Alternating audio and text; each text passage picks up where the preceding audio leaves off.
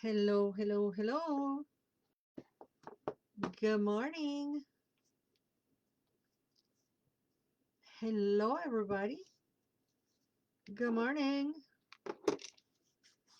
Blue Witch presents Coffee Break with Laura González. Hello, Pain. Pain is great. Pain is great. And Euphoria. Euphoria.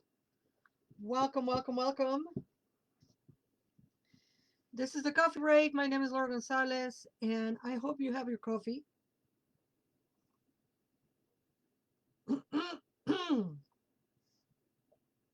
You know I hate when that happens.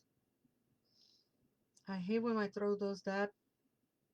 And I'm all morning existing from 9 o'clock till now with nothing bothering me. And I come to do the video and it starts bothering me. Ay, ay, ay. Anyway, good morning, everybody. And how you doing? How's Euphoria doing over there? And Pain is great. And who is here on the Book of Faces? And who is out there on the YouTubes? Make yourselves present. Hello, Mestiza. Mestiza Shop has joined. Mestiza Shop is on the house. And so is Richard. Welcome, welcome, welcome. Today we're going to do a tarot reading for the weekend. And we have lots and lots of announcements. The first announcement is we're using the Gilded Tarot by Sarah Marchetti. And we're going to have the Gospel of Aradia by Stacy DeMarco. And so welcome to the show. Let's see. You know what? I think 2 tarot cards for today. May the divine let us see what needs to be seen. And may that information serves the greater good. There's the first one. And there's the second one. And let's see what these cards have to say for us. This is Halloween. This is Halloween. Halloween. Halloween. We have the 7 of Swords, which is a card of strategizing, rethinking. There might be a little bit of confusion.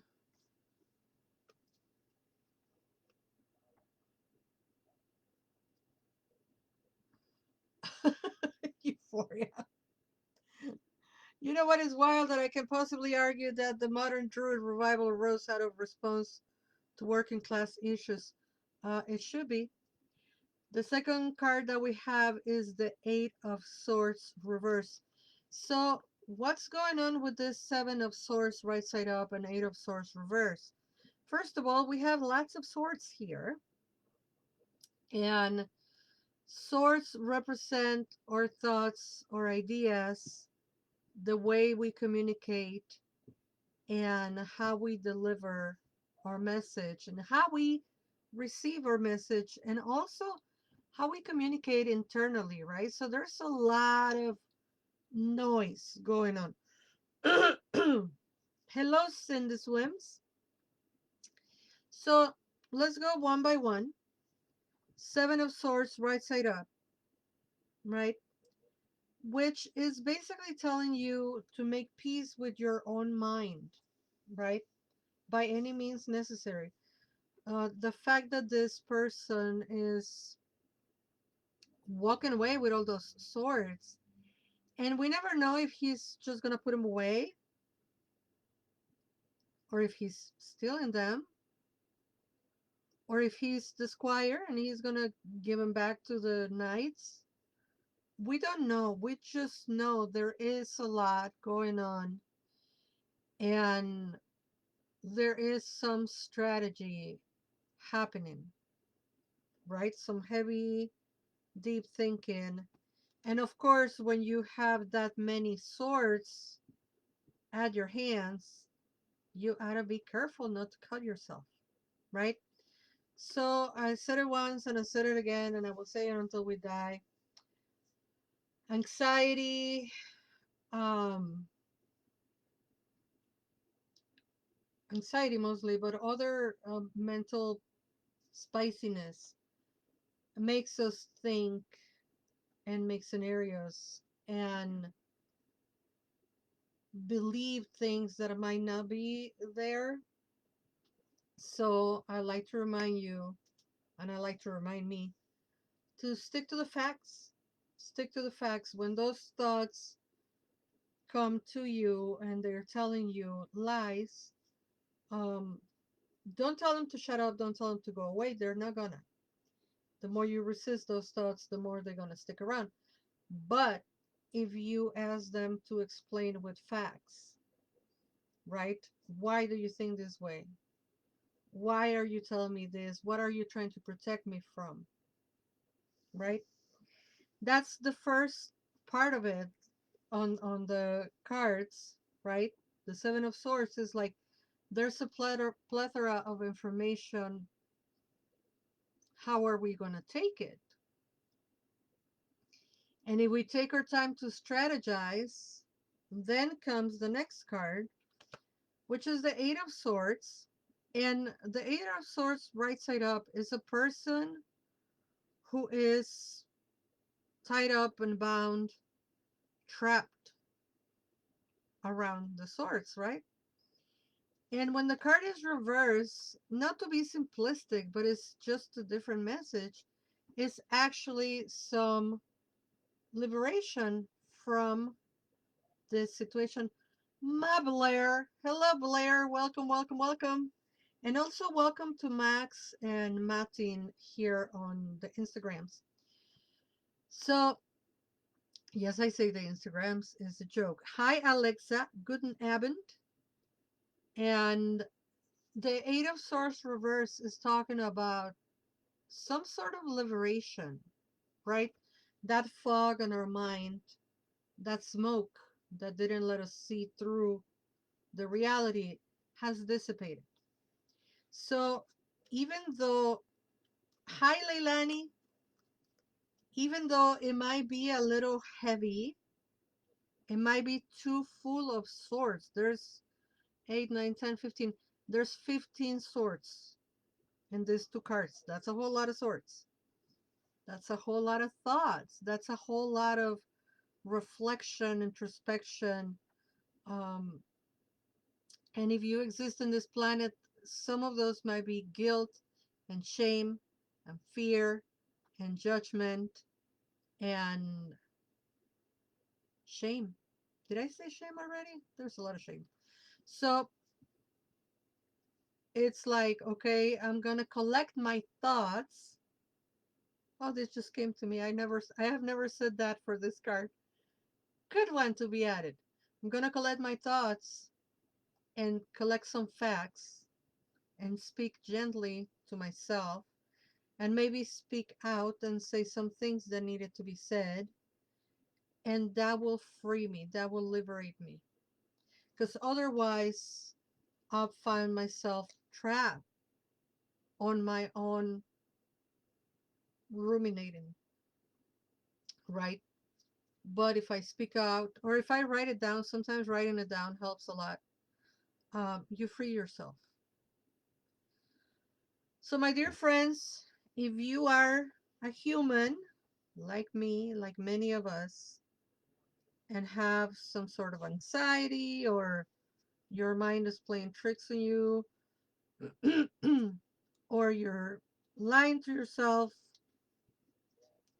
be gentle with yourself and try as much as you can to get facts before you go down the deep end, judging yourself and telling yourself things that aren't real. It's our mind. I don't know, and I will recommend it always.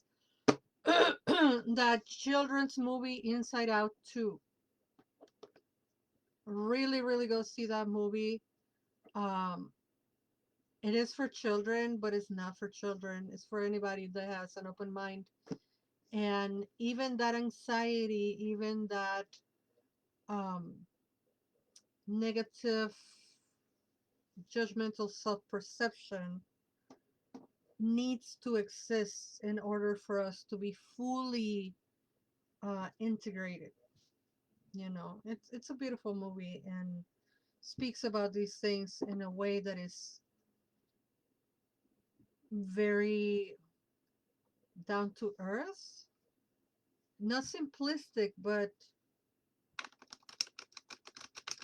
I mean, this is an animated movie. It talks about very deep things, but in a very fun and accessible way. That's the word, accessible. They make it very, very accessible. Salud. Mm. Alexa, when you come to Chicago, we're gonna do all the things. We're gonna do all the things. My son is watching it on repeat. It's an interesting commentary on development of the self. It is definitely a good, and I wish I had the Disney Channel. I will watch it too, but who can afford those streaming? That's a different conversation for a different day. But anyway, so folks, done. Get buried under your own thoughts. Gather your thoughts and free yourself if you can. You have friends, you have family, and you have a community that will support you. you know and if you don't have a community at the moment, if you feel that there is no one that would listen, write it down, write it down, write it down, write it down, or tell a doll, tell a picture, tell the water, grab a cup of water and tell the water what you're feeling. That is a great act of liberation and magic. Alexa says, I finally watched tonight. I love it. I wish I could watch it again. So let me tell you what's going on tonight. Of course, we're gonna go to the Unveiling the Hero's Journey. If you want to walk in, come on over, and we just get cash for your ticket. And because there's still spaces for tonight's Hero's Journey at Mindful Baking Cafe. And then on the 13th, we will be at right here teaching about Tlazolteotl, the purification goddess, as part of the decolonizing the goddess um, workshops, classes that we've been doing a series. That series is going to continue all throughout 2024, 2025. And we are projected that we might take it even into 2026, because 2024 we're going to finish with all the goddesses or with some goddesses. 2025 we're going to do queer, binary, or queer double binary deities, deities that convey both masculine and feminine, and some other goddesses. And then on 2026, the idea is to start doing gods, so masculine essences of the divine. So the Decolonizing the Goddess series, there is a lot. I just learned that there are about 1,400 deities on the Nawa Mexica traditions. So believe me, there is the Colonizing the Goddess for a long, long time. Hello, Sandia. So that's going to happen Sunday at 7 p.m. If you haven't got your tickets, please get them now. And they're still only $30. And on Friday, I have a surprise for Friday. And since Mestiza is here, I'm going to let Mestiza, if they can, put the link right here on Instagram, because we're going to do a wonderful Waldorf class. But more on that in a minute. Okay. We have vows again. We have vows on Wednesday. Please forgive me. I'm gonna pull another card. Okay? We just had vows on Wednesday. I understand. I'll read them both. but I want to pull another card. I will read both, I promise. The feminine. Okay. Hello, Alex Johnson. No, honey, you cannot come on this live video. Um, I've seen that movie before. So I'm going to read the vows once because, we had him just Wednesday. And so I'm going to honor that they're here. And here we go. Keep a promise you have made unless there will be a dire consequences for doing so. Vows are made under divine watch, so do not make them lightly. Consider your motivation carefully before setting any strong intentions. Actions speak louder than words. Prick my finger, burn the bay. I vow to thee, vanish the eye, curve the horn. Love the truth and loyalty. Love, truth, and loyalty. I speak my word within this mound. I make my vow upon this ground. So that's the vows one. And then we have the feminine. Uh, where is the feminine? Here she is. So the feminine reads, do not be afraid of the feminine form or naturally feminine ways. You can be powerful and still feminine. Seek equality. Forget the current restrictions of sexual roles. They limit everyone. There is no need to push forcefully for what you want. Be the best you can be and attract what you need. To the one that comes from goddess, to the maiden, to the wife, to the creatrix, to the seductress, to one that bore me to life.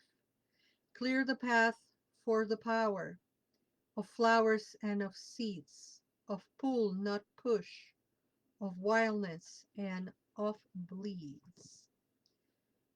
Very powerful and very beautiful, the energy of the feminine. So I will read it again. Remember that when we do the incantation at the end, we do it together. Do not be afraid of the feminine form or naturally feminine ways. You can be powerful and still feminine. Seek equality. Forget the current restrictions of sexual roles. They limit everyone.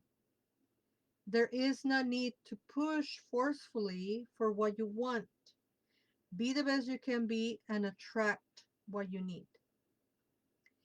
To the one that comes from goddess, to the maiden, to the wife, to the creatrix, to the seductress, to one that bore me to life. Clear the path for the power of flowers and of seeds, of pull, not push, of wildness and of bleeds. Pimentalissimo, welcome. And I was going to tell you about what's going to happen on Mestiza on Friday. So a week from today,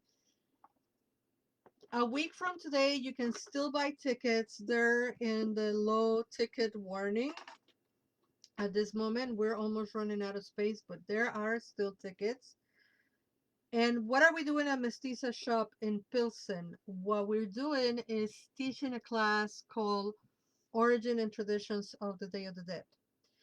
Now, for folks that don't know this, I've been teaching Origin and Traditions of the Day of the Dead for 39 years, 49, 50, 39 years. Yes, I started teaching when I was 12 years old, because when I was 12 years old, and I was telling people that these traditions come from indigenous people, people who were older than I were denying me, and they were telling me that I was inventing things and that that was not truth. How did I know they came from indigenous traditions? Because I have always been a good avid reader, and when I'm interested in something, I dig until I find the origin. So when it came to Day of the Dead at that tender age of 12, I have already dug up a whole lot of stuff, and I have discovered that they come from The traditions come from indigenous people. So I have kind of make it my life's mission to tell everybody that these traditions are not Catholic, they're not European, they don't come from the Christians, they actually come from our indigenous people. And Mestiza had invited me, and they were very, very smart and wise by Euphoria to invite me to teach that class. I think in July they got me, and I was so thrilled because it's the only one I'm teaching in person here in Chicago this year. You're not gonna get that class nowhere else this year in person. So it is a unique opportunity, yes. Do I think I'm the only expert on the matter? Absolutely not. Do I think I'm an expert on the matter? Absolutely yes. You want to come to take that class, it's only $35. It's a 2 hour class. It's a basically a master class. And we want to learn the who, the why, the when, and the why, and all of the things. So come to Mestiza shop on Friday the 18th. Buy your tickets now because they're getting low. And I will see you then. It's going to be very fun and interesting. And of course, for those who are um, elsewhere, like Alexa and other folks, I have online offerings. This Sunday, we're going to be talking about Tlazolteotl, who is the purification goddess and is very seasonal. There is the link. There is the link. Thank you so much, Mestiza, for posting the link right now.